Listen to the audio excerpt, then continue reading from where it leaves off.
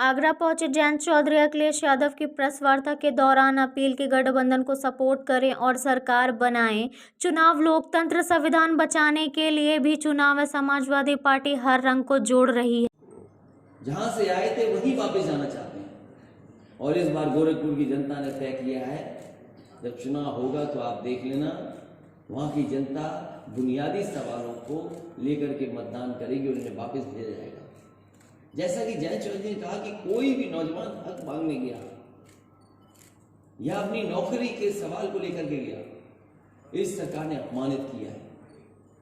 चाहे वो टीईटी वाले रहे हों, चाहे बीटीसी वाले रहे हों, चाहे बीपीएड वाले रहे हों, चाहे बीएड वाले, चाहे शिक्षा में कोई भी नौजवान अगर गया है रोजगार और नौकरी और अपने हक के लिए, तो इस सरकार ने उसे अपमानित किया है।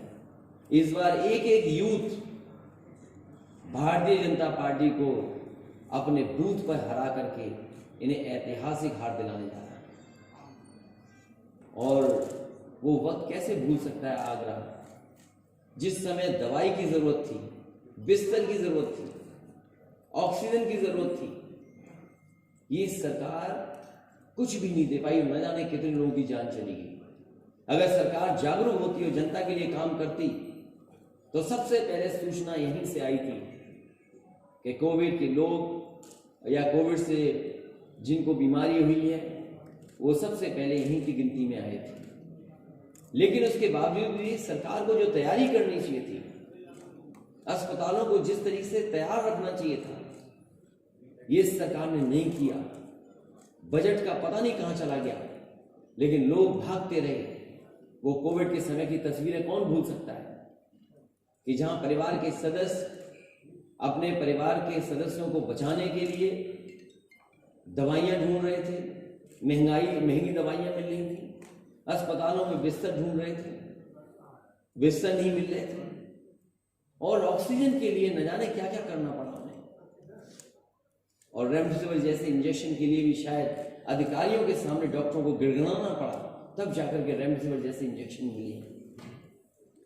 और वो तस्वीर कोई नहीं भूल सकता है कि जहां एक परिवार दूसरे परिवार को कैसे ऑक्सीजन दे रहा था। और उससे पहले की भी जो तस्वीरें थी, जिस समय लॉकडाउन लगा था, हार्ट अटैक हुआ था आपके बगल के प्रदेश का, हार्ट अटैक हुआ, चलता चलता आया, घर नहीं पहुंच पाया, उसको हार्ट अटैक हो गया। कई लोगों की जान गई उस समय, जो अपने घर नहीं पहुंच पाए, सरकार ने नहीं मदद की। और वो तस्वीर कैसे भूल सकते हैं कि एक माँ अपने बेटे को सूटकेस पे लेके जा रही थी, और यहाँ के जिलाधिकारी, यहाँ सरकार के लोग कह रहे थे कि ऐसा तो बचपन में हमने भी किया, हमें भी ले जाया जाता था। उस समय जितने लोगों की जान गई, अगर किसी ने मदद की थी मजदूरों के परिवार की, तो समाजवादी पार्टी ने उन परिवारों की मदद करने का काम किया। और जो हम कर सकते थे, चाहे वो प्रेस के लोग हों या समय समय पर अगर ऐसी घटना हुई, जो मदद कर सकते थे, हम लोगों ने मदद की है। और लॉकडाउन का समय, बीमारी का समय, हमारा किसान, हमारा नौजवान और पूरा आगरा का कारोबार ठप है।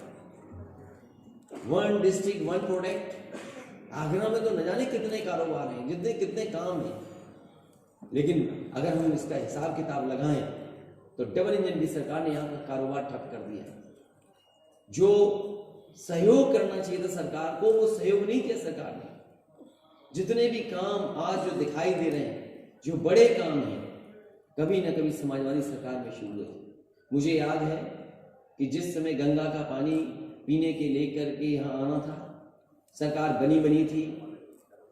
जो जापान के एम्बेसडर थे मुझसे मिले थे आकर के, उन्होंने कहा कि बहुत बड़ा प्रोजेक्ट जो हम शुरू नहीं कर पाए हैं, हम चाहते हैं वो जायका का प्रोजेक्ट यहाँ चालू हो जाए, पैसा खर्च हो जाए। न जाने कितनी सरकारें थी जो लाना चाहती थी, लेकिन उससे पहले वाली जो सरकार थी, किसी कारण उस काम को आगे नहीं बढ़ाया। अगर किसी ने उस समय जायका के प्रोजेक्ट को, पानी पीने को आगरा पहुंचाने का काम किया, तो वो समाजवादी सरकार थी। अभी मैं देखता आ रहा हूं कि पिलर बहुत पहले लग जाने चाहिए थे, अब पिलर लग रहे हैं। मेट्रो अगर किसी ने दी है तो समाजवादियों ने दी है, समाजवादी सरकार ने मेट्रो दी। और जितने काम उस समय दिए जा रहे थे, अभी भी सरकार आधे अधूरे पूरे नहीं कर पाई।